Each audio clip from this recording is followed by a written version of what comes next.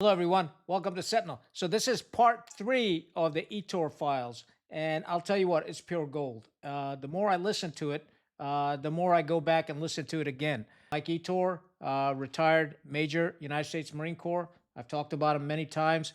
Combat veteran from Grenada and Desert Storm.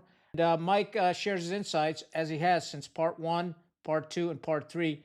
And there's going to be a part four after this. I've still got some content that I want to share with you, and I'll release that the following week. So I hope you enjoyed this series. It's pure gold, and I encourage younger officers, staff NCOs, and NCOs to really pay attention to what the hell Mike's saying, because he makes a lot of sense. Not too many people will speak so candidly as Mike Ettore does, so let's dig into it. It leads into your next question I'm looking at. How can the military develop better officers and staff NCOs? Where are we falling short? And how can we improve our training and education? So I'm going to base my answers in a Marine Corps centric way. And I'll leave it to the other services that are here observing and listening. Oh, yeah, that applies to us. We're doing the same thing or not doing the same. The same things are plaguing us, or we're doing these things right, you know?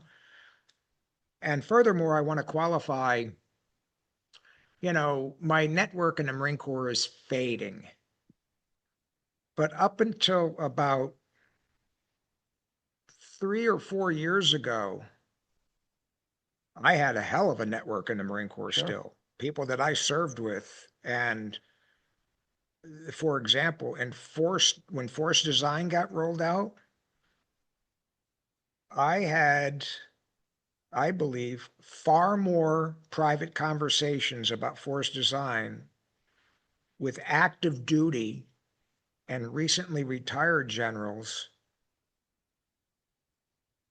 than the vast majority, if any, active duty colonel or below, who were told this is the way it's going to be. And so when I was on LinkedIn saying, no, no, no, fellas, here's what happened and here's what did, and they're like, who the hell are you? And I'll cover it later. Some lieutenant colonel called me a lieutenant colonel, top level school. The guy's going to be somebody. I hope he's doing well. He came on and ridiculed me. He'd been retired 25 years. What the hell do you know? Right. And I just chuckled. They didn't say anything. They said, buddy, I've had more of these conversations. How many have you had? And I can guarantee it was zero. So everything I'm about to say aside, once again, some controversial stuff here. Let's do it. This is all coming from conversations with active duty and recently retired, and in some cases still serving, Marine Corps general officers. So with that, before I get into some of the things that I think we're not doing right, I want to say there's a hell of a lot going on right in the Marine Corps today. Yep. The training that these guys get, the simulators, the equipment, the weapons, something that somebody of my era could only fantasize about. Yeah. Because we had to do the training pretty much by ourselves. So we didn't get a chance to march our company there, and there was a staff waiting and would run us through a top shelf evolution. We didn't have all the electronics, and they just didn't exist there. So I'm not envious. I'm jealous of these younger guys, just absolutely jealous. And why? Oh, I would have died for that. I would have loved it.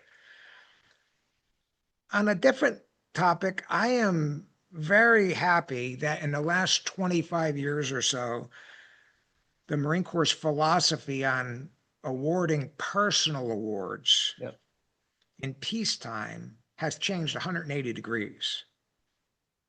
And I served in an era where if you hadn't have been in combat, you didn't have ribbons. And I related about seeing Mattis as a lieutenant colonel pre-Desert Storm, 3 ribbons. And I don't think any of them were personal award. I think it was a unit award, national defense, and a sea service. And that was the point of the realm back then. Pre-Desert Storm, we had colonels, sergeants majors, first seniors. We had guys running with 2 ribbons, 3 Yeah. ribbons.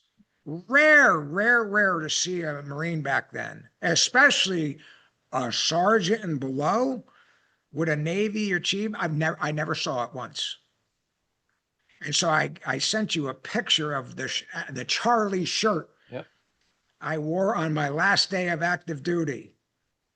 I posted this on LinkedIn about, hey, I retired 27 years and here's the shirt I wore. And I had comments saying, man, 24-year career, no Navy achievement, no Navy, no, because that was the point of the day back then. I did get a Meritorious Service Medal as a retirement award, but it wasn't uncommon back then. And other old guys are nodding their heads for a Marine officer or staff NCO to get his or her first personal award on during the retirement ceremony. Very fine staff. And you know what? That was just, we don't give them away. Well, come on now, you know? So they changed it. I think they can award Navy achievements now at the battalion level. Correct. When I was in, it was at the division. I think anything higher with that was at the, you know, so I applaud it. Now, I'm reading the younger guys talk. So my point is this, I see lieutenants now with a Navy comm and a Navy achievement. Lieutenants, peacetime now. I see Lance corporals and corporals with it. And what I'm reading in some of these Marine Corps forums on Facebook and Reddit is the good guys are getting it. That's the good news. But they're also, in some cases, they say, well, it's meaningless now, you know, because everybody gets them, or, you know, it's an end of tour. And I saw the two lieutenants, you know, arguing. One lieutenant was like, you know, that they screwed me, you know, I didn't get my end of tour award. I didn't get in other words, he went in with the expectation when you leave here after 3 years, you're going to get a Navy achievement or a Navy comm. Didn't happen in my day. And you know what? It didn't happen. We didn't expect it. It didn't happen. Therefore, we weren't slighted because nobody had them, you know, unless you had been fortunate enough to have been in the right spot at the right time. Another anecdote, if you look at that shirt, Mike, why did you not wear all of your ribbons? Because it incited so much jealousy, you know, walking through the PX. Right. And I found out one day that in Charlies or Bravos, by regulations, you didn't have to wear everything. You could just wear your personal awards and unit awards. Right. And so that reduced my stack to 4 or 5 ribbons. And my hope was that I could sneak through areas and the sheer volume of it wouldn't attract attention. And it worked. And I throw that out to like, boy, geez, Mike, really, was it that bad? It was that bad. It was that bad. And even that little stack that you see on the shirt, big jealousy and all that. So I'm trying to reinforce some of the things I've already said in part 1. So again, everything I'm saying, I've got no recent experience with the Marine Corps. I've observed them on social media, but I have talked to a lot of people, not only general officers, guys like you. And so we'll see what you think. Here's what I think we're falling short of. I think that if I was the commandant, again, you got to be humble, General Smith, and you got to be self-aware to conduct brutal self-assessment, honest self-assessment on the Marine Corps. And maybe listen to some of those graybeards that have been excoriated in recent years and dismissed as buffoons or guys trying to remain relevant. I think they should focus on restoring the very best elements of the proven Marine Corps culture that existed for decades. There were bad parts or inefficient parts, but there was so much good.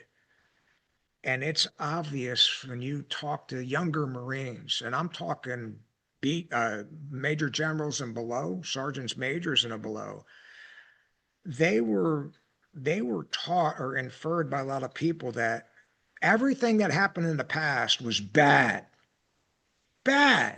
We are saving the Marine Corps. There was nothing good. Bad. And they're out there, and there's more of them than you would think. You know, I've heard them talk. I've seen them on social media. And this plays into a general lack of awareness of what preceded them in the Marine Corps. And I like to think that when I entered the Marine Corps, what was being taught to me, I was snatched. And there was no doubt about it. I joined the Marine Corps and was expected to assimilate in that culture. They weren't changing anything for me or anybody else, the younger generation. And I believe I came in the Marine Corps that had the same ethos and culture, modern weapons and all that, as the guys in Belleau Wood, World War II, the Banana Wars, Korea. And so tactics will change, technology will change, weapons, all the warfare will change, but the culture never really changed. And I think they've changed. And I'll tell you this as an anecdote. I saw a YouTube video. I kicked myself in the ass for not saving it, where there was a depot regimental commander, PT gear, and there was a female lieutenant colonel standing next to him. I can't remember if it was San Diego or MCRD Paris Island. I don't remember what era, but it was recent, in the last 20 years or so, this video was made. And they were talking about the culture and what we're looking for in today's young Marines. And I'm paraphrasing now, but this is a pretty good statement. They tag teamed, and the female and the colonel said, in the past, and this is a guy that got commissioned after I retired, in 1998. In the past, there was a lot, almost all entire emphasis on the physical strength of a Marine, and we didn't really dwell that much on their intelligence and their character. And I'm like, oh, hold on now. I got you on the intelligence part. The recruiting standards have gone up. There was a lot of non-high school grads when I came in, and I was the highest GCT among the officers. Within the officers, I was among the top 10 GCT scores as an enlisted guy of every unit I was in. Once I was a captain, there were 50 or 60 of my guys that had a higher GT than me. Guys had master's degrees. They were smarter than me on paper. I loved it. Yeah. Those were the guys explaining weapon systems to me that I had never experienced. And they're like, I'm like, this kid is smarter than hell, Where'd you get your master's degree from? And not that you had to have a master's degree. And so then the lieutenant colonel, the female, said, yes, and to dovetail onto what the colonel said, we placed more emphasis on haircuts, high and tights, and starched utilities and spit shine boots. But we didn't really place a lot of emphasis on character and integrity. And I spit my coffee out and I said, I won't swear, I'm like, that is F shit. That's what, no. We didn't do everything right back then, but I was never aware of any era where they said, hey, look, just do pull-ups. We don't care if you're a liar or a druggie or this. But that's what they were told. And they believe it. So if you talk to some of the younger Marines, they think everything we did was wrong. Like, wait a minute, you guys had don't ask, don't tell? You guys are dinosaurs. You don't get it. Therefore, everything that about you must have been defunct. Good thing we're here to save the Marine Corps. And that's a very pervasive attitude. And I think the Marine Corps is diminished greatly. Again, leadership is greater than culture. Culture is greater than strategy. Strategy greater than tactics. I believe the culture has been diminished greatly and willingly by senior leadership. The older guys knew, but they failed to buck up and preserve that character, that culture. And then the younger guys, I don't blame the major generals and below, sergeants, majors and below. For them, this is how it's always been, Assad. And it won't be restored until they're willing to study history and maybe talk to some of the graybeards that they apparently so devalue at this point, no regard for it. You come from an ancient civilization. And I ask you, my friend, are you aware of any great civilization or nation state that existed for a long time that did not revere its elders and continues to this day? No. I can't think of one of them, nor can I think of an institution that doesn't have reverence for their elders, knowing on that one, the old boy is off. Things have changed. We're not going back to squad bays. We got barracks now. And there's more than two up and one back now. We got drones. Right. But On certain matters, you need to listen to them because they're not only highly experienced, they have more experience making mistakes than you do. And it's a damn shame. If you don't listen to them, you're going to make the same ones. And maybe in peacetime, but in combat, you're going to make them and you're going to lose kids. You're going to get people killed because you refuse to study and listen and cast a wide net. So that's my point, restore the study and know what you got to bring back. Admit that, you know what, on that one, we've gone to every general officer I talked to said, you're right, Mike, we've lost that. We don't do that anymore. We have tried to control hazing to the point years ago that we've got a whole generation of field grade officers and staff NCOs that what you would have considered normal everyday NCO and staff NCO on the spot corrections, these guys haven't been trained. In fact, when they first came in, they saw guys getting in trouble and they got accused of hazing, or they got reported to the EEO guy in the battalion. This guy yelled at me. Well, what'd you do? Well, I was UA and turned up with a beard and needing a haircut. Well, what did he do? He jumped in my ass and he put me on duty over the weekend. Oh, you poor kid. You know what I mean? Now I'm generalizing, but there's enough of that Marines will say. But I'm telling you, staff NCOs and officers out there that are of this era, you say, no. Again, realize you may not know what you don't know about what your counterparts were doing 30 years ago, 40 years ago, 50 years ago. So as an officer, if I saw a screwed up Marine and I saw a staff sergeant walk by him, now I had 2 Marines I had to correct. I was, hey, staff sergeant, hang on. Hey, come here. Hey, Marine, you know you're not supposed to do that. Yeah. You know you can't walk around out here and in this looking like that. Come on, what's wrong with you? Come on. Who do you belong to? And then I say, all right, get out of here, Sorry, sir. I'm like, come on over here, staff sergeant.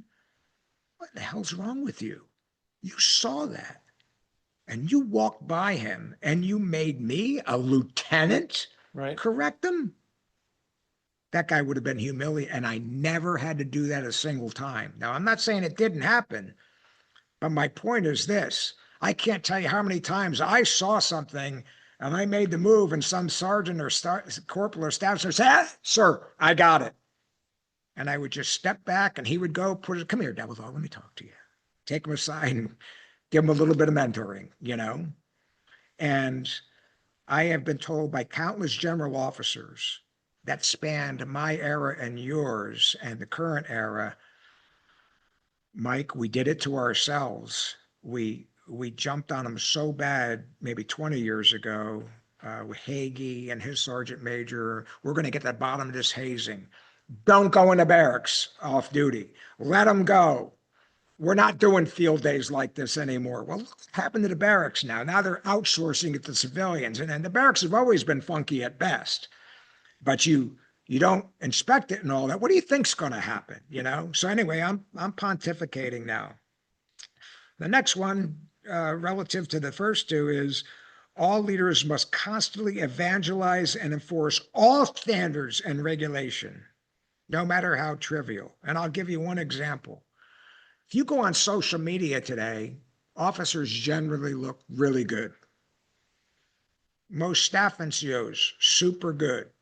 Sergeants and below, you will see hair on them. I'm not talking about what I would deem an air wing haircut of my day. It's like that guy's not a Marine. Now hold off. There's a bunch of guys, younger guys listening that say, well, I can tell what kind of guy this is. This is a non-combatant drill field guy. Right. Not true. Yeah. My point is this. I've asked, have they changed the regs? No. Nope. So my point is this. We've got legions of younger Marines out there looking like crap. People know they look like crap, but they're not saying anything. And I will tell you this, I got no hang up. Look at the Royal Marines. Look at the Army. If you decide that short hair is passé, change the regs. I got no problem with it. What I got a problem, and us old guys have a problem with, is if the reg is there and you're not enforcing it, what else are you deeming is not important? Because as we were raised, Assad, how you do everything, how you do anything is how you do everything. So it's not the hair per se. It's just that instant, where did this come from? And I saw a squared away looking gunny about a year ago on YouTube. Should have captured this one too. And he posted a video saying, when did this happen, Marines? This is not why we joined. When did this it's good enough attitude happen? And we wear our uniforms sloppy, and we do this and we do that, and our area looks like crap, and just drive around the base and see. When did this happen? And then I looked at the Facebook comments, and it was like spot on. Yes. All of a sudden, what a remph, this and that. All that matters is combat and all that. So I'm just telling you, active duty guys, you might want to at least consider what I'm saying and ask around and look around. Because every retiree I know, and I throw this out, and I tell this to the active duty guys, wake up. Next time you go to the food court, active duty guys, look at what you're seeing. Because when retirees go in and we go to the food court at lunchtime, we cannot believe what we see. And I know retirees that say, I don't even go on base anymore. Because from the moment I get on, I look, it's not well maintained. There's trash. You don't need a budget for trash. We had no budget sometimes during my era, but the bases were sparkling to the point they could be. And I've had general officers say, no, you're right. And I've talked to people like, Mike, I just drove through Pendleton today, through the Pulgus area, or whatever the case may be. And I got to tell you, there's trash laying by this fence line. I stopped in and told the OD 2 weeks ago, hey, do you know that this is out there by your front gate? Oh, I'll take care of it, sir. A retired guy, you know. Comes right back 2 weeks, still there. Right there at the main gate of ex-Marines regiment or artillery regiment or whatever the case may be. So I am not a remph. I am not the guy, the first sergeant that's back at the FOB and turns away combat Marines that have just been out there for 4 days. They're dehydrated, they're dusty, they just hooked and jabbed. You can't come in here because you're dirty. Yeah, but these guys haven't ate. I mean, they haven't slept. Give us mops, give us swabs, we'll fix it up. No. And you go get cleaned up, but the chow hall closes in a half hour. Sorry, I'm not that guy. I despise that guy. But again, I got pictures of me. I should have sent you some so you could post it in combat areas. And I ain't ready for 8th and I either. Haven't shaved in 2 or 3 days because I couldn't. Right. Sure. Hadn't had a haircut, covers sloppy, the cami. But the point is, I remember saying this to my Marines after Desert Storm, and we were filthy. It was all over. They put us in a rear area in Kuwait. And I remember telling my lieutenants, okay, it's over. We're here. And to the extent possible, gents, let's get our Marines looking like Marines again to the extent we can. And so they got into PT gear, washed their camis for the first time. Of course, they were all stained from the oil smoke. They were, and that was a badge of honor when we moved to the rear. The guys with the pristine camis had never been forward. They looked at us and ours was all gray and tattered and we were all windburned and all that. I'm sure it was the same in Iraq and Afghanistan. You know, it was like a badge of honor. But my point is, you know, you get in combat, things are going to happen. You're not parade ground ready. When you can, though, tighten it back up because that has direct correlations with now cleaning your weapons, making sure you got the right crypto fills, making sure the headlights, the headlamps are black. You know what I'm talking about better than me. You know what I mean? That's why those garrison things exist. They will very quickly be replaced with, you got the right ammo? We got a good medevac plan? Are we sure that we're on the right adjacent freaks and all that so we can talk to the guys left to us, the Army or the special ops guys and all that? So again, I'm preaching to the choir on this, but I do think that an attitude, I know it, and I've heard it from these generals. An attitude is when somebody makes a comment on a side, like, look at the hair on this guy. This guy's 40 pounds overweight. Here's what it is from active duty or recent retired guys. And listen off, it's within regs. He's within regs. You put the video up of that fat drill instructor. Yep. I had never seen anything like that. And guys on social media, I don't know if you saw it, said, Well, I bet he's good in combat. Yeah. What's the matter? I bet he does good on the PFT. It's like this guy was the fattest Marine I've ever seen. Yeah. And they put him in front of recruits. Now, he might have had a medical problem, but I was a drill instructor. I was a series officer. We had some suspect people in both of my eras, but we never put someone in front of recruits that didn't at least look like the image. I saw drill instructors get fat or officers get sloppy, and they were removed from the street and their careers were over. But they hid them from recruits. Yeah. They hid them. And I saw a picture of a Marine captain. I think she was a company commander or a series officer at Paris Island, Assad. She was the most obese person I've ever seen in uniform. I mean, her face was 30 pounds overweight. And people were making comments like, calling her orca and stuff. You know how Marines can be. It's like, well, have you considered maybe she just had a baby or she's got a glandular problem? What's your problem? And so one more anecdote and I'll get off it. I saw a social media post one time. There was a guy took a picture of a Marine at the gas pumps at like a quick check in Jacksonville. He's got dress blues. It was an NCO, dress blues with a blood stripe. Nothing on top except a white t-shirt. And he's pumping gas. And so the guy took a picture and then said, "What? Look at this." And then I followed him inside. And when I was inside, some staff sergeant looked at him and pulled him aside and got in his ass. The comments that said, "Well, good. The other comments from officers saying, "Well, that's BS. We know what kind of officer he is." So what's the big deal? And so the retirees and some guys are out there, they know this guy's not just talking fantasy. This stuff happens. And again, the active guys may not be a big deal to them because they haven't been taught it's a big deal. But for those that know what the standard was and some of the aberrations that happen now, we don't know what's going on. And we fear for the institution. And we honestly wonder if it can come back. And I honestly think we're at the point of no return, Assad. If we don't tighten this up now, it's gone forever.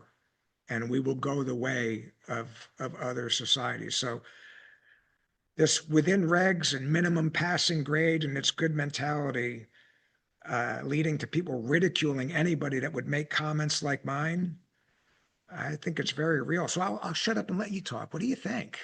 I think you're absolutely right. I think the problem is we've just turned into milquetoast, right? And the leadership does because nobody wants to make a wave. Nobody wants to be called out, and nobody wants to challenge anybody. And when you stop doing that, the idea is not to lower the standards. The idea is to make the standards higher. That's what we're trying to achieve, right? And so what we used to do is if 20 pull-ups wasn't enough. If you could break 20 pull-ups, you'd get recognized. I'd give you a 72, 96. So 300 wasn't enough. If you could break 300 PFT and get those extra points, we would recognize you. But now what's happened is, hey, you just do the bare minimum. I'll tell you what, as a battalion commander, my pace was 7 minutes on a battalion run. You fell out. You're coming to battalion, then I'm their battalion remedial PT officer. I'll see you on Saturday and Sunday morning. And guess what? I'm going to see a chain of command there also because they failed you. Then you got staff and an officer saying, "Well, sir, why do I got to come?" Because he's your responsibility. And you failed this Marine and he fell out of a battalion run. And now I'm the battalion remedial PT officer. So if I've got to be there, the rest of the chain of command's got to be there. That's the standard. And I'll tell you what, God help it if I saw a piece of trash. But, there's little techniques of positive reinforcement also. So I would walk by a soda can and I had these 72-hour Liberty card that's sticking in the soda can. And the Marine that picked it up and found that card, he'd get 72-hour limbo. So we had these human vacuum cleaners going around picking up trash all over the place looking for these cards. And that works, I love it. right? And, the Marine, the other Marines would, if I saw some shitbird out there, I'll tell you what, on the PX at Camp Lejeune or something, some dirt bag walking around, I just say, "Hey, come here, give me your ID." You give me his ID, what unit you belong to? "Sir, I belong to, I'm just saying Bravo 1-2. I said, "Roger that. Go see your first sergeant. You'll get your ID back." I'd go to Bravo 1-2 and I'd tell the first sergeant, Is this what you're training? And you know what happens then, right? Yeah, You, right. you know what's going to happen, right? The first sergeant just got embarrassed. So I'd give him the first sergeant the ID back. This belongs to you, Marine. Take care of it. And he's embarrassed. Knock on the company Yeah, commander's hatch and tell him, hey, you got shipbirds walking around this base looking bad for Bravo 1-2, bud. Take care of it. And so that type of, you got to be a disruptor. And now, unfortunately, what I'm hearing, and one of the beauties about this channel is everybody's commenting, and yeah, 99.9% of the comments. So this has become a place for everybody to come in, a gathering place, a town hall per se, and they're leaving their experiences and all that. So I hear from quite a few Marines, and they're saying the same thing. I didn't join a Marine Corps that expected the bare minimum. I joined the Marine Corps that it was going to give me a challenge every day, and yeah, that's why you got to the position where you did. And I think at the end you'll yep, probably comment on that on your Marine Corps experiences. And that's why I got to the position that I did was my Marine Corps experience and the standards that we were raised for and never accept the bare minimum. And it's sad. I hate seeing it. And the other yep. other services are in worse shape, believe it or not. The Marine Corps is still Oh, doing oh, yeah, better. The Navy is in deep yeah, shit. The Navy is in serious trouble right now. And I hate to pick on the yeah, Navy, that's true. but I saw a picture this week, and I don't know if you saw it on LinkedIn, and maybe I'll put it up here. Uh, there's a colonel standing there at a memorial service with his gut hanging out in the Blue Deltas.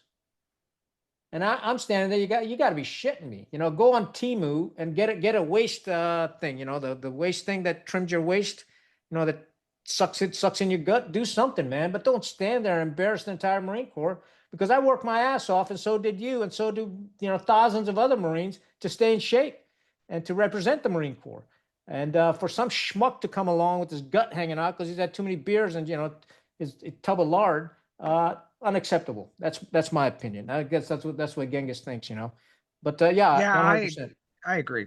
I agree entirely with that. And I don't think I'm speaking to the masses out there now. Assad, there are people, younger guys, maybe active guys looking at us right now saying, man, I am glad these guys aren't part of the organization anymore. Listen to these guys. Absolutely, absolutely, they And are. I and my response is, fellas, just look around and tell me you're not seeing what we're talking about. Yeah, you know, And it's not our job anymore. We're not there. yeah, It's your job. Why aren't you doing it? You're yeah, part of the big lie, fellas. So the other thing I want to say, and this is going to be very controversial to the seniors are going to hate to hear this, Assad. General Smith, I'm talking to you now, buddy. You and the Sergeant Major of the Marine Corps and every general and every staff NCO in the Marine Corps has to face and admit that at the sergeant level and below, there is a culture of hazing that makes the Russian army look like amateurs. And the older guys may say, all right, Mike, I'm not with you on this. What are you talking about? Well, old fellas, let me tell you what I know to be true, and probably you too, Assad.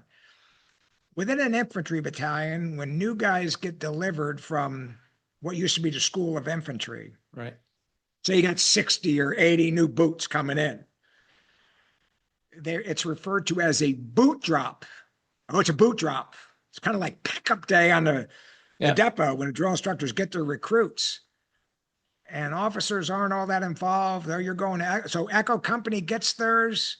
Was first platoons guys, first sergeant, and then the sergeants and corporals, staff NCO, officers aren't there.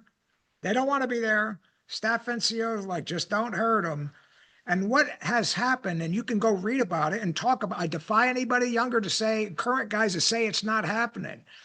These sergeants and corporals and senior lance corporals, which boggles my mind, because when I was in, a lance corporal was a lance corporal. If you had 5 years in grade and I'm 6 months in grade, you're much more experienced, but you ain't going to act like a drill instructor to me, yeah, And that's what's going on. So these guys, they haze them, they run them around the barracks with their sea bags, they do this, they bring them in, and they just start standing them at attention. They invade their rooms at 2 a.m., often drunk, and say, hey, get up, health and comfort inspection. Oh, you fail, push it, bring them out there. And they post pictures of it on social media. And sergeant majors out there will say, well, old guy, that always happened. And I'm here to tell you, I am a bona fide old guy. I was a boot in the mid 70s. Didn't happen. Was there always good natured stuff? You know, axe qualifying and the atomic sit up and stuff. Yes. You got weekend duty because you're a boot. And that's the way it is. Yes. But this kind of stuff, you know, during the wars, it became fashionable in infantry battalions that you're a boot and you wear a high and tight, and you ain't anything until after your first combat deployment. And they just treated them like crap instead of putting their arm around them and saying, hey, my life's going to be dependent on you. Come on. It was an adversarial relation. Now I'm generalizing here. I realize there were units where they did the right thing, but this has become institutionalized.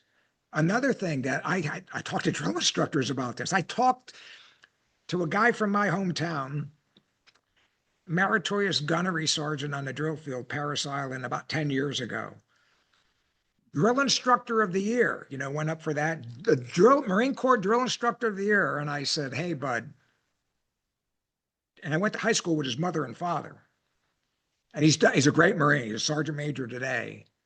And I'm like, I'm reading this on Reddit. Drill instructors hazing drill instructors. Drill instructors locking new drill instructors out of the duty hut. New drill instructors being forbidden to ever enter the duty hut for their first cycle. Drill instructors that cannot sleep in the duty hut, they're forced to maintain a rack out in the squad bay. Drill instructors being hazed by drill instructors in this thing of slaying hats. I belong to some drill instructor forums. Well, they should let us slay hats again. And I asked them, fellas, I was a drill instructor in the 70s, series officer in the 80s. What is slaying hats? Well, we get these new guys out and we make sure they're up to speed. And we do this and we haze the hell out of blah, blah, blah. Hey, I was a 20-year-old drill instructor, as you know. I went out, there were Vietnam guys, and they put their arm around me.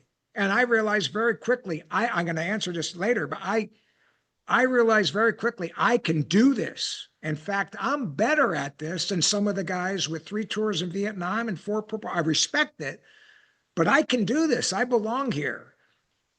If I got out as a 20-year-old drill instructor and some staff sergeant did that to me, it's going to get personal real quick. I mean, real quick. It's me and you now, buddy. You're not, I don't know who the hell you think you are. I'm young, but I'm not that young. You're going to get a chance to kick my ass, fella, you know?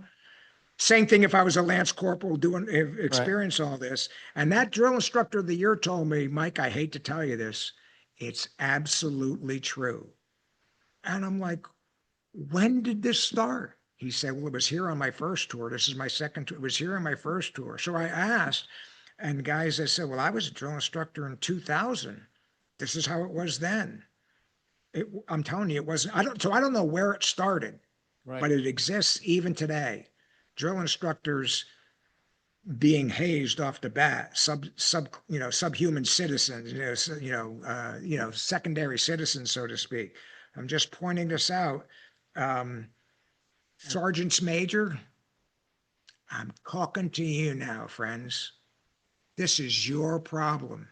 And even if the generals don't say, okay, he's right, we got to put an end to this, this exists. And you may have gone through it. You said, well, it hasn't always happened. And you know in your heart, the only reason why you're allowing this to happen is, well, it's always been this way. I had to go through it. And I don't want to be the one to be considered a cheese dick and we're going to lower standards.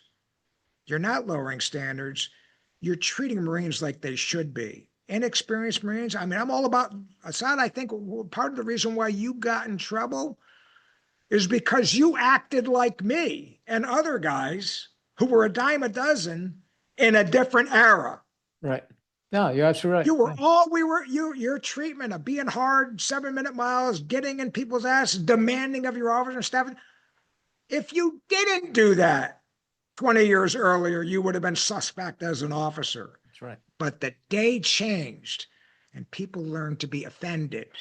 And all it took, as you know, in your case, all it took was one or two weak sisters Yep. to be offended and drop a dime and give someone who was looking for your ass one excuse to do it.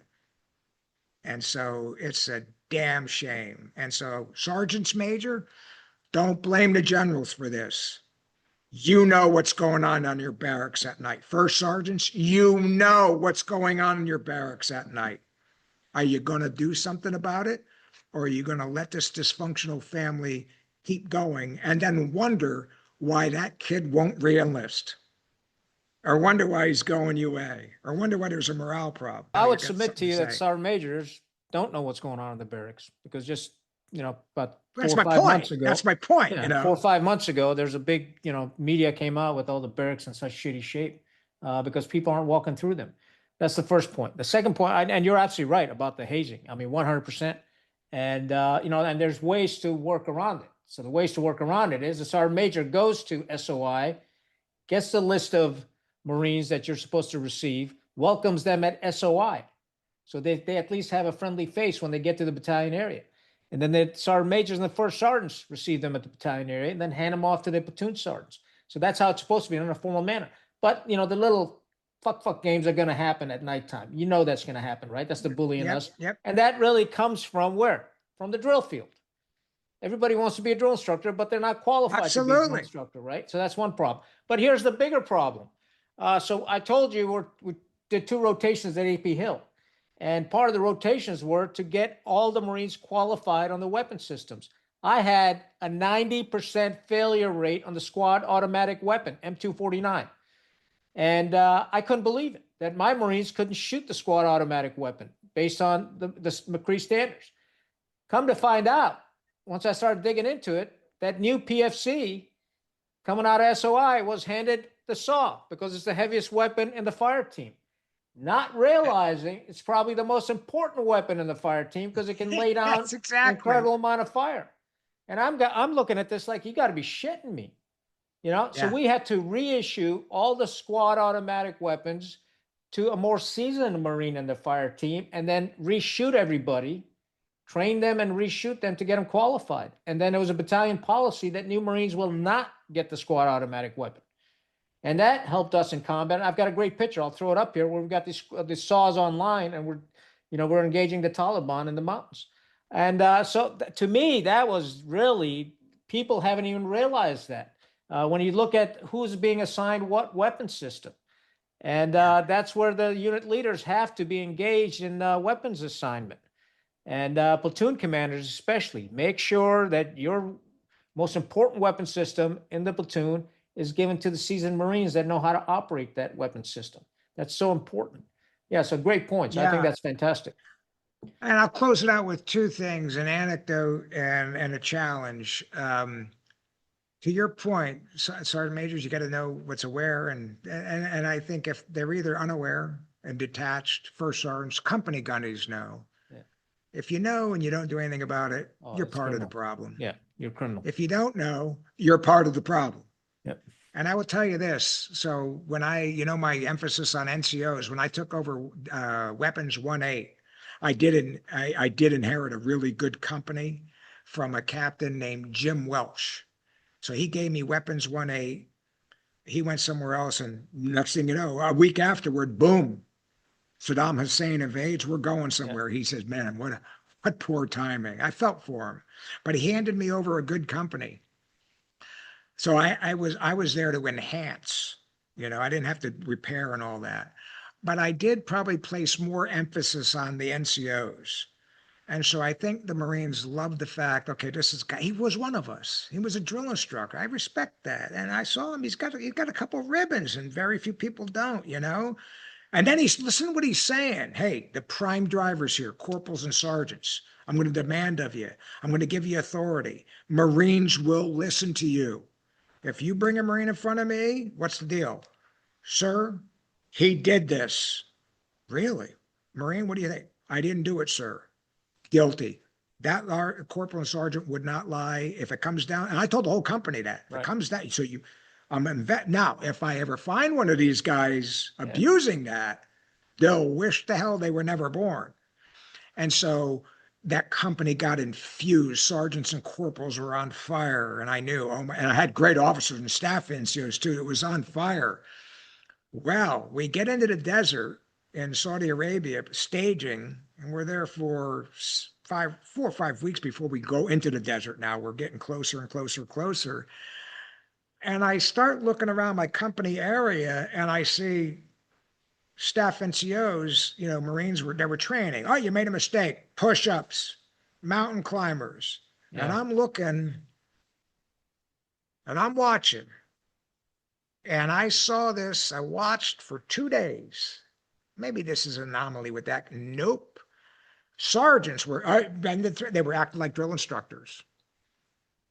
So I got all the NCOs and the staff NCOs together. First, I want to talk to them. I got them off to the side somewhere so nobody else would hear. Officers were standing there. I said, hey, this is what I'm seeing.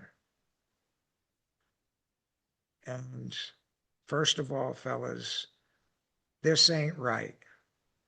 Boot camp is their rite of passage. Right. And I want you to be hard on them. But I don't want you to be drill instructors. If you're telling me we got Marines, that the only way we can get them to act like Marines is treat them like recruits, we're in deep shit. We're in trouble. I said, furthermore, I was a drill instructor, and I'll let you continue this as long as when you make a mistake, I can bend and thrust you in front of the Right to Marines. you. And you know me, fellas, I'll do it. And they all just looked at me. And I could tell, he's right. We took it too far. And it stopped immediately. Yeah. But I certainly wasn't going to be, well, I want these guys to like me. I don't want to piss them off. Let them go. Now, did I have the advantage of having worn that smoky at one time and having credibility? Yes. But I like to think any good officer or staff NCO would have seen the same thing as, oh, fellas, because you know as well as I do, Assad, it's good to have energized, motivated Marines, but Right. they need leadership. That's right. Yeah. They need leadership because even the guys in your battalion, if not led well in Afghanistan by NCOs, they can pull off another My Lai massacre Absolutely. in the name of aggressiveness. So small unit leadership at every level is so necessary. And then my last challenge or suggestion to you active duty guys, if you don't believe anything Assad and I are saying about this hazing, go on the platform, social media platform called Reddit and look at the USMC and just go on Reddit and say Marine Corps hazing and watch and read what you're about to read. You will say, I had no idea. And there will be anecdotes from, let me tell you what I did to my boots last night. Yeah. Or, well, I did this. Let me tell you what I did what happened to me when I was a new private in 2007. And what you will read will curl your toes. And fellas, it's happened. And it's still happening because we've always done it that way. And so just be aware if you go on, stand by because you're getting ready to find out what really has happened and is happening within your units. So the next one, Assad, if we're ready to move on, what should the Marine Corps, how can we trade better officers and staff NCOs? A return to honest debate and discussion, not an echo chamber in which the big guy says we're going this way and there's no opposing views. Professionally, tactfully, there is none. And my comment in part one about those first lieutenants on the TBS staff taking Lieutenant General Krulak to task, professionally, tactfully, respectfully, standing at the position of attention and basically telling the general, we're not buying what you're selling today, General. And that general absorbing it professionally and showing no hint or anger or how dare you. He absorbed it. and reminding everybody that the punchline is one of those lieutenants became a 3-star general. And he told me those days are over, Mike. It would never happen. It wouldn't have happened in the last 25 years. And he told me that 5 years ago. Yeah. And I said, but you're willing to do that. He goes, I would welcome that. It'll never happen, Mike. That we have crushed dissent out of these guys so bad that, again, they don't know how it used to be. It really was a culture where we wanted honest debate and discussion. And at the end of the day, it's like, I've made my decision. I don't like that. You're going to execute? Yes, sir, I am. And faithfully, with energy, you know? So it takes that humility and self-awareness and brutal self-assessment to say, yeah, we don't have that anymore. The next one, how can we train them better? Is to really admit and tell them slogans and contrived, altered reports don't equate to reality. All I've heard over the years are, it increased our lethality. Diversity is our strength. Yeah. And I'm like, okay, now if old timers like us on social media said, you know, we did it better back then. Have you considered this? You got any data on that? You got any data that shows it yields combat effectiveness? So I would say, no, but hey, this diversity is our strength. Is that just a saying, or is there data behind it? You're a homophobe or you're a racist. Yeah. When you ask them for data, you're an ist or a phobe. Yeah. And that is pervasive in the Marine Corps. And I would just say, hey, active duty Marines, how many lies are you living? How many lies are you supporting that you're aware of? And how many might be out there that you're not aware of? What are you talking about, Mike? Has the Marine Corps ever published, you know, that famous study they did under Dunford of the Marines, integrated females? They did that study and all that. And Ray Mabus got tipped off from an insider, hey, the data's not looking good here. And when they presented to him, he just rejected, wouldn't even open it. No, I know you guys did this with ill intent. Have we ever published the stats on that? Have we ever published what really has been altered at IOC to enable more women to get through? And then have we ever published when they get to the fleet, what billets are they serving in and for how long? Yep. And the women, I don't know, what do they call School of Infantry today? Is that what the boots? Still SOI, yeah. Yeah, SOI. So have we ever looked at what is compromised and all that? And then how do the women do, these lance corporals and sergeants? Because I'm hearing there's some studs out there, but I'm also hearing that some of them, they fall back on the humps and all that, and very quickly they get assigned to the S4 shop or something like that. Have we ever published that data? Have we ever published the data of, and I'm picking on women here because it's not their fault, it's the senior. Have we ever published data on the statistics on women starting deployments and finishing deployments?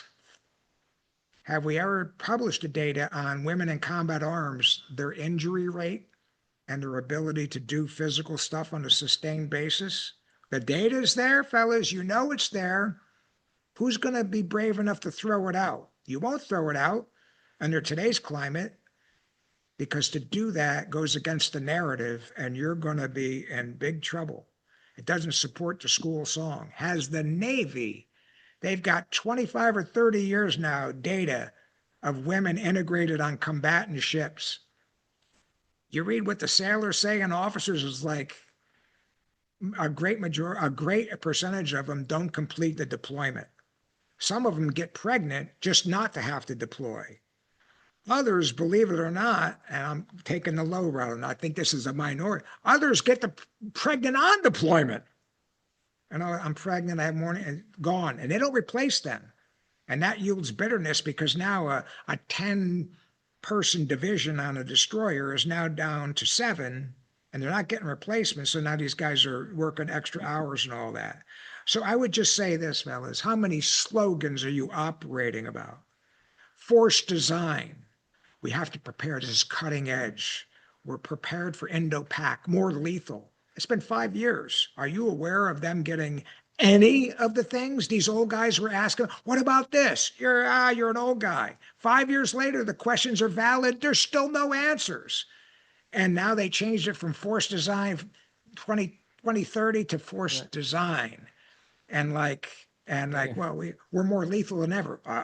Well, I don't think so. Where's the beef, fellas? All I know is we've done 4 contingencies that the Marine Corps used to play in 35, 40 years ago, that the Marine Corps couldn't answer the mail.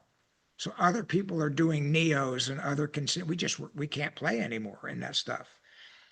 The other thing is, how can we train them better? A renewed focus on professional reading and self-study. Now, this is directly from general officers. In general, they say, Mike, officers don't read like we used to. And I said, what do you mean by that? They said, it's a product of the long wars.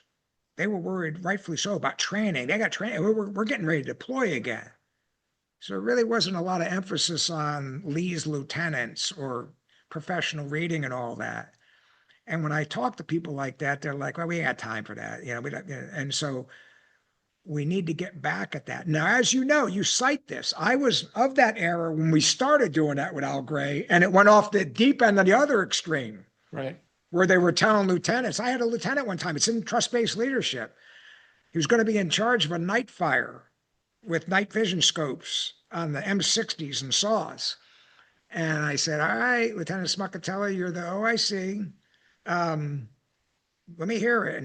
And I knew where he was going. And I went in his office to talk to him.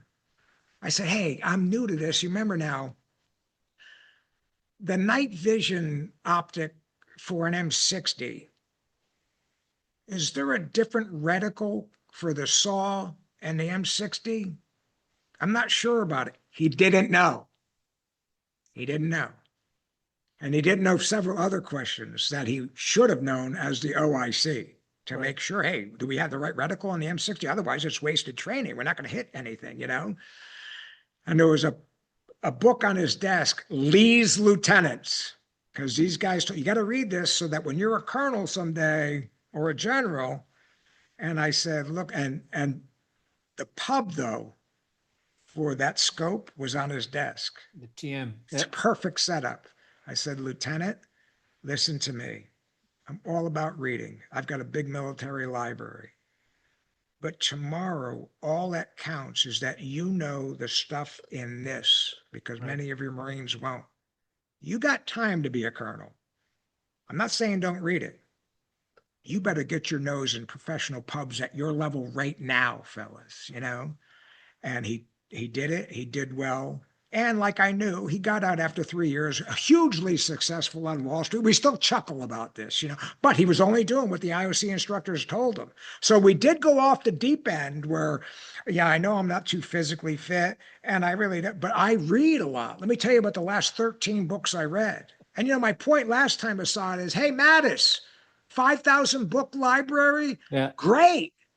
Did any of those contain the principles of war, and you got to start with an objective, and that when you were a 4-star combatant commander, even you just went along to go along?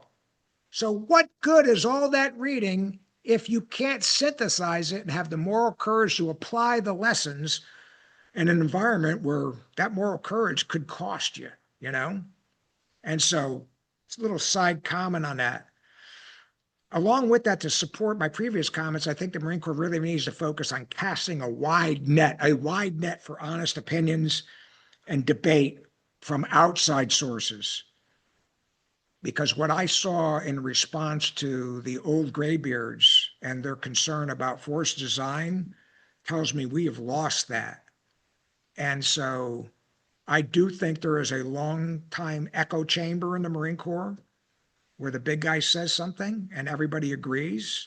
And it's like what happened in the French army about the Maginot Line in the 30s. And that young brave officer said, what if they go around us? They won't go around us. Everybody, this is going to work. They will attack. Well, it didn't happen.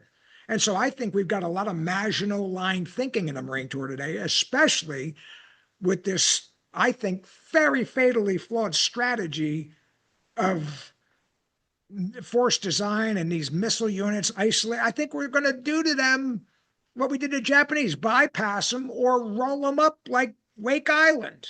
Are you kidding me? And so we become a singularly focused Marine Corps in the Pacific, hoping that we can play. And now we've reduced missiles to something that goes 110 kilometers. You know better than me. There's no beef to it. And I had a serving 3-star general when force design rolled out. About 2 years later, he said, Mike, I got to tell you this right now. Force design was built on quicksand logistically, and we can't support it. And they still can't support. How are you going to get it there? How are you going to resupply them? Oh, well, we're going to live off the wild and host nation support. Really? Really? So you know what I'm talking about, but they're not casting a wide net. And I refer to something I learned in the business world that's relevant in every environment. There was a CEO of Sun Microsystems named Bill Joy. I think he said this in the 70s or 80s, wildly popular, profitable company. And he used to tell his executives, remember, fellas, we're smart guys, but we must remember that most of the smartest people work elsewhere. It became so popular, Assad, that it's now referred to as Joy's Law. And it's out there, and I sent you a graphic. You might want to use it. I ask everybody here, just Google Joy, J-O-Y, Joy's Law, and read it. It is applicable. And hey, Marine Corps, you might want to consider that you got a lot of smart guys in there, but the vast majority of smart people are not Marines, and they're not active duty Marines. At least listen to them so you can put the sifter on it and say, now that's not, ooh, he's got a good point there. And I see none of that today, to where General Van Riper, one of our most brilliant, innovative guys of that era, was banned from command and staff from speaking there. He was the former president of Marine Corps University and a scholar if there ever was one. And he was banned and told that he didn't have the qualifications to speak to the command and staff students. Yep. Are you kidding me? What they were really saying is there is no room for opposing thought on force design, and the commandant will not allow us, and we'll get in trouble if we let guys like you in here. So they wiped out the possibility of him, the much vaunted and rightfully so General Zinni. They're dog crap now. And I asked a serving 3-star when force design and this Chowder 2 guys were being excoriated and just dismissed, as old timers, just senile, literally. Some guys were making fun of them. These guys are lost their mind, senile. They're old guys now. I said, hey, do we have anybody in today's Marine Corps that's close to what Zinni brought to bear in the Marine Corps and then in the joint billets and, with the Middle East and all that? And he looked right at me. He's a serving 3-star. He said, oh, Mike, no one even close to that in uniform today. And me too.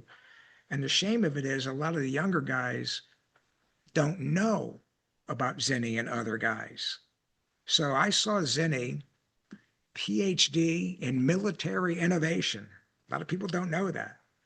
And getting in a debate, and some young pogue major, and I say pogue with all the bad stuff assigned to it. You know what he said? We must innovate. Because that was the standard answer when forces, we have to evolve. We must innovate. And I'm thinking Zinni must be sitting there like, geez, Major, why didn't I think of that? I probably should have gotten an education on military innovation. It's just ridiculous. So fellas, you've got to cast a wide net externally. And even more important, as we mentioned earlier, Assad, we have got to return to a culture that reveres and honors the wisdom of its elders and not dismiss, ridicule, accuse them of being corrupt, senile. The reaction that I saw on social media to these guys, Assad, was shocking. I saw active duty lieutenant colonels and majors ridiculing these guys, and I mean calling them names. And I'm like, where did we ever get to where we got Marine officers, much less field grade officers, speaking like this? Now, don't get me wrong. In my era, there were some retired generals out there that we viewed as, all right, this guy is a kook now. He just can't let it go. There were a couple guys like that. Amongst ourselves, we're like, this guy is out to lunch, but we would have never dreamed of making that public. If he came in, we'd still stand up and respectfully listen to him. No, I'm not going to do a damn thing this guy's suggesting. It's not right. It's not appropriate anymore, you know? And so I have had, when I've posted that on social media, like these comments, the good news is there are guys saying, no, Mike, you're absolutely right. I am disgusted, but I'm an active duty lieutenant colonel, and I cannot believe what some, not all, but some of these guys, and the guys that I'm talking about, Assad, these guys are players in today's Marine Corps. This is not some terminal. These guys are players. Some of these guys that when I made opposing comments, they labeled me a troll or an ancient dinosaur, or they blocked me. A lot of these guys went from major to colonel, and a couple of them are generals now with that attitude. So we've got to get back to that. My conversations with recently retired guys, as soon as Force Design went out, again, not one of them knew about it. Everything that was there was correct. And that leads me into my next one, that this is going to be the most controversy at all, because I know some of these generals are going to watch it. Listen to this, fellas. You have got, generals, you have got to take steps to restore public confidence among citizens and Congress, and guess what? Of your own Marines, in the integrity of Marine Corps general officers, that they never lie or misrepresent the truth. Now, I know these generals are going to be like, what the hell are you talking about? You did an episode on it. General Smith getting interviewed. What about DEI? Never done it. Never have. 2 days before, the Marine Corps' website was scrubbed of the DEI page. Yes.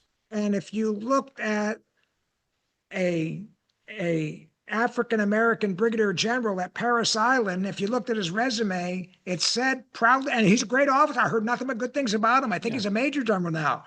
Was the Marine Corps' first diversity, equity, and inclusion hoobah, whatever you wanted to call it. It was there. And we got the Marine Corps Commandant lying about it. I thought, oh, now you've gone too far, Smith. You got to go. He never made a clarifying statement. He's never been held to task. And then that was followed up very quickly with General Mahoney, who was then the assistant commandant, who's now going to be the chairman of the Joint Chiefs. And again, I've heard nothing but great things about him. I know people that went, he was an aviator, flight school was delayed, he volunteered to go through IOC. And guys that I respect say he's a good dude, great dude, happy to see him go. But there's a video out there on YouTube of him speaking at a Marine Corps Association function that went around the retired ranks who couldn't believe what we were seeing. And he was addressing Force Design. And he said, look, these accusations that Force Design was created in a small cloistered environment are simply not true. Wrong. He knew that's exactly what happened. He happened to be the one that, of the 2 or 3 general officers that was in the cloister. He lied. And then, as an aviator, as the assistant commandant, in fact, he was the aviation guy at the time. 3-star. He wasn't a 4-star yet, I don't believe, because this was under Berger. Right. Was he Berger's assistant commandant? I can't remember. I don't think so. No. So he was the 3-star, and he goes, and I've heard as far as aviation, all this loss of combat capability, and here's the big one about massaging the truth, which is a lie. Direct quote, he said, let me tell you something. Despite what people are saying, Marine Corps aviation has never been in better shape programmatically. In other words, this palm that we have in the planning process, the stuff we're going to get 8, 10 years from now, when we get that, we will be stronger than ever. Now, I had a direct conversation with a guy who I've known since he was a major, who was his 3-star predecessor. He was there when it got rolled out. I said, what's the deal? And he said, Mike, if Berger reversed his decision today on what he made Marine aviation do within the last year, it would take us a full 10 years to regain the combat capability that we had before Berger assumed command and did this. We are in bad shape. I don't know how many dozens of airframes they just let go and all that, because we don't need that anymore. And we're gonna reduce this expense and hope that Congress gives us, we're divesting and hope that they can give us more money. And I don't see that happening, you know? And last but not least, Assad,